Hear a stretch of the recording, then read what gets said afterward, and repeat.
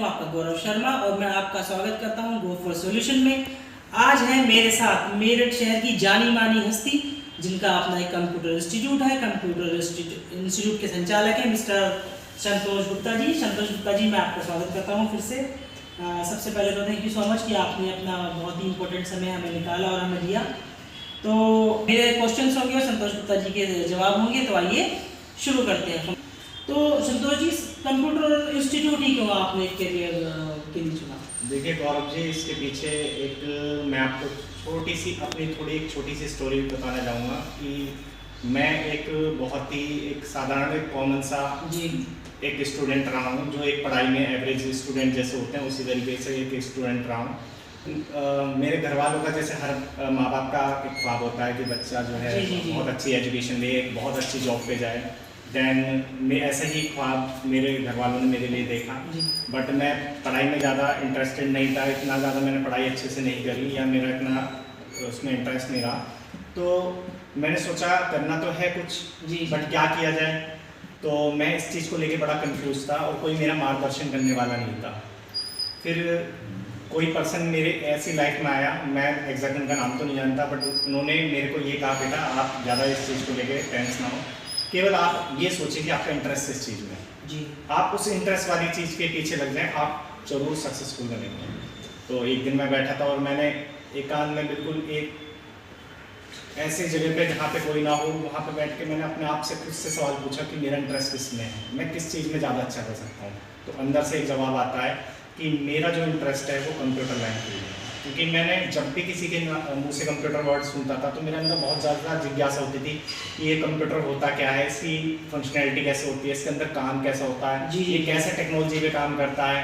बहुत से लोग कहते थे, जैसे मैं म्यूज़िक सुनने का शौकीन था, तो सीडी भी बन जाती है इससे, या डीवीडी बना सकते हैं हम, गानों की मूवी की बना सकते हैं, तो कैसे बन जाती है। तो ये सब जानने का मेरे अंदर बहुत ज़्यादा जिज्ञासा रहती थी। प्लस एक मेरे अंदर और भी बहुत एक थी, खराब कहें या अच्छी कहें, कीड़ा था मेरे अंदर कि मैं हर गैजेट्स जो भी मैं खिलौने लेता था उसको मैं खोल के उसके अंदर देखता था इसका मैकेनिज्म क्या है, कि ये कैसे चलता है, क्या क्या टेक्नोलॉजी इसको चलाती है। तो मेरे को ये बहुत ज़्यादा कीड़ा था। तो मैंने सोचा क्यों ना मैं ये जो मेरे अंदर ये क्यूरियोसिटी है जानने की इसके अंदर क्या चीज़ है और कंप्यूटर को, तो इन दोनों का खास कॉम्बिनेशन ही शायद मेरा इंटरेस्ट है। कुछ ऐसा कोर्स मेरे को मिल जाए जो इनमें दोनों चीज़ों को फुलफिल कर दे, मेरे कंप्यूटर की नॉलेज भी मेरे को मिल जाए और साथ साथ जो ये मेरी इलेक्ट्रॉनिक क्यूरियोसिटी है ये भी सॉल्व हो जाए। तो दोस्तों, जैसे कि आपने देखा, संतोष ने हमें क्या बताया, संतोष ने हमें बताया जो आपके अंदर की क्यूरियोसिटी है आप उसको ना रोकें।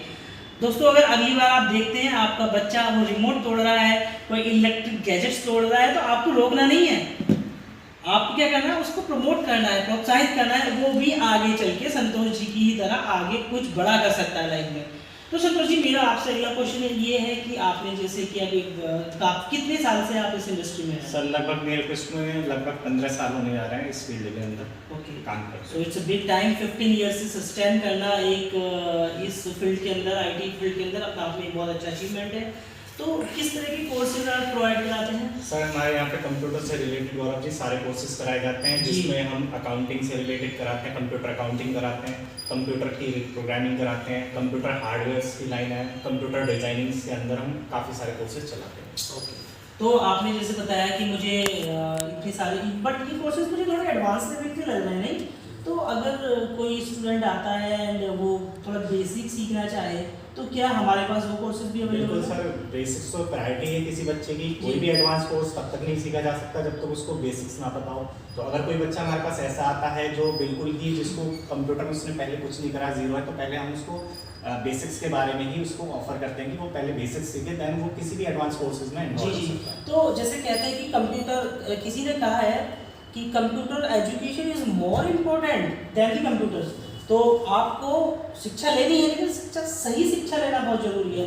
तो संतोष जी, क्या देखे एक स्टूडेंट, मतलब जब वो एक इंस्टीट्यूट ज्वाइन करता है, वो क्या चीज़ देखे वो, मतलब कि मैं सही जगह जा रहा हूँ सीखने के लिए, ज्वाइन करने के लिए, आपकी कुछ सलाह? जी बहुत अच्छा सवाल है आपका। सर देखिए, कोई भी एक स्टूडेंट जब भी एक अच्छे कंप्यूटर इंस्टीट्यूट में वो जाता तो इसी माइंडसेट से कि मैं एक अच्छे इंस्टीट्यूट में जाऊँ और एक अच्छी नॉलेज गेन करूँ, बट बहुत जगह फंस जाता है। तो कभी भी एक स्टूडेंट से मेरी राय है, जब भी वो एक इंस्टीट्यूट में जाए, ठीक है, तो वो ये देखे कि जो आपका इंस्टीट्यूट है उसका लैब एनवायरनमेंट कैसा है, प्रॉपरली सिस्टम है या नहीं है, क्योंकि बहुत सारे कोचिंग्स क्या काम करते हैं कि एडमिशन्स तो ले लेते हैं बट उनके पास रिसोर्सेज नहीं है, प्रॉपरली प्रैक्टिकल कराने के जो है सिस्टम्स वगैरह नहीं है। तो सिस्टम्स ज़रूर होने चाहिए और अच्छी क्वालिटी के सिस्टम्स होने चाहिए। एंड कई बार देखा बच्चों की स्ट्रेंथ ज़्यादा है और सिस्टम्स कम है, तो एक सिस्टम पे 3-3 बच्चे प्रैक्टिकल कर रहे हैं, जो मेरे हिसाब से गलत है। पर स्टूडेंट एक मिलना चाहिए, तो लैब एनवायरनमेंट अच्छा हो एंड देन वो ये जाने कि जो इंस्ट्रक्टर आपको पढ़ा रहा है वो कैसे, कितना एक्सपीरियंस ले रहा है, क्या क्वालिफिकेशन है उसकी, कैसे वो हमें गाइड कर पाएगा। Very good, true true true. अच्छा, ये वाला क्वेश्चन तो मेरा स्टूडेंट के पर्सपेक्टिव से था। आपने जैसे बताया आप पिछले 15 साल से इस इंडस्ट्री में हैं, तो अगर हमारे मेरिट सिटी से ही कोई आपको लुकअप करके देख के कोई बंदा ऐसे ही नीचे से ऊपर जाना चाहे, किसी इंडस्ट्री में आना चाहे, अपना स्टार्टअप करना चाहे इंस्टीट्यूट लाइन में, तो मतलब आप क्या फ्यूचर देखते हैं मेरिट सिटी के अंदर इंस्टीट्यूट अगर आप इस में जा रहे हैं आगे? तो बिल्कुल सर, देखिए कंप्यूटर इंस्टीट्यूट जो खोलेगा बहुत अच्छा फील्ड है ये। अभी देखिए कंप्यूटर तो बहुत आ गया है, कंप्यूटर को आपको हर फील्ड का प्रोफेशनल मिल जाएगा, आपको टीचर्स बहुत कम मिलेंगे। तो अगर आप इंस्टीट्यूट खोलते हैं तो इंस्टीट्यूट में बहुत अच्छा स्कोप है इस समय। तो कंप्यूटर इंस्टीट्यूट जब भी आप खोलें तो आप सबसे पहले मैं एक बिगनर्स को राय दूंगा वो जी कुछ पहले जॉब्स करें, तो दूसरे कंप्यूटर इंस्टीट्यूट में जॉब्स करें, है ना, और प्रोसेस को समझे कि टीचिंग किस तरीके से कंप्यूटर की जाती है। क्योंकि देखिए एक टीचर वो होता है जो फिजिक्स केमिस्ट्री मैथ पढ़ाता है, उसका डिफरेंट थिंग है ना। कंप्यूटर जो टीचर्स होता है वो एक डिफरेंट तरीके से पढ़ाना पड़ता है, क्योंकि अलग ही टेक्निकल सब्जेक्ट है जिसमें बच्चों को थ्योरेटिकल तो पढ़ाना पड़ता है, साथ साथ उसे प्रैक्टिकल भी समझाना होता है। तो बहुत अच्छा स्कोप है, अगर बंदा आए बट एक्सपीरियंस के साथ आए तो सेंटर में बिल्कुल वो सक्सेसफुल हो सकता है चलाने। तो दोस्तों अगर आप एक्सपीरियंस के साथ आएंगे, वो कहा जाता है ना कि little knowledge is very very dangerous. आपको खुद से ही नॉलेज नहीं होगी तो आप आगे क्या करेंगे?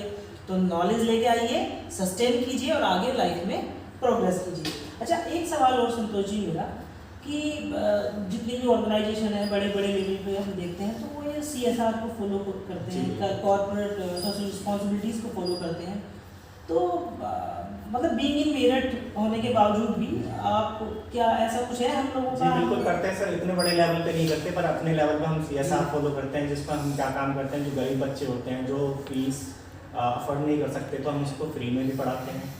कुछ जगह चाहे जैसे अनाथ आश्रम हो गया वहाँ पे जाके हम बच्चों को फ्री ऑफ कॉस्ट ट्रेनिंग देते हैं।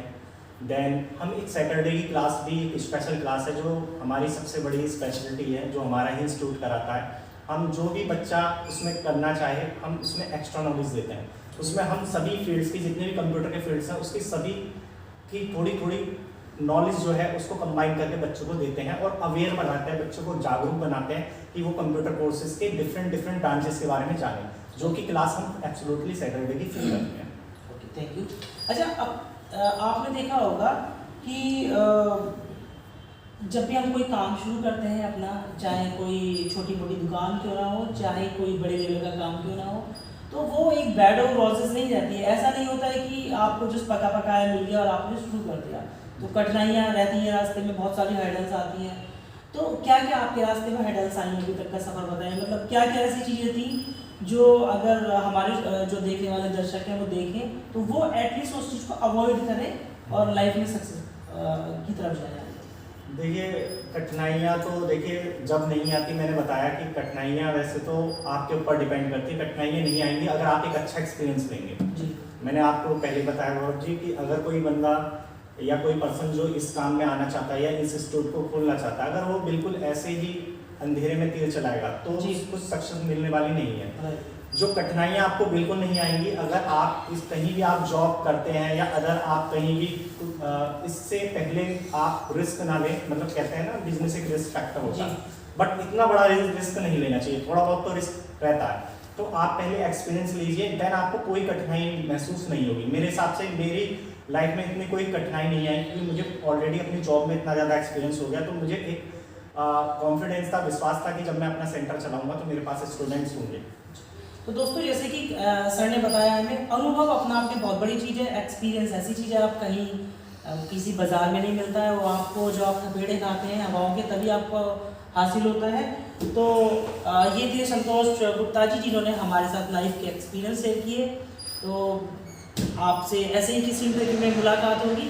दोस्तों जैसे कि हमारे भारत के भूतपूर्व राष्ट्रपति जी ने कहा था, APJ अब्दुल कलाम जी ने, आपके सपने वो नहीं होते जो आप सोते हुए देखते हैं, आपके सपने वो होते हैं जो आपको सोने नहीं देते। तो ऐसे ही अपनी लाइफ में सक्सेस की तरफ जाइए। Thank you so much for watching us. जय हिंद, जय भारत।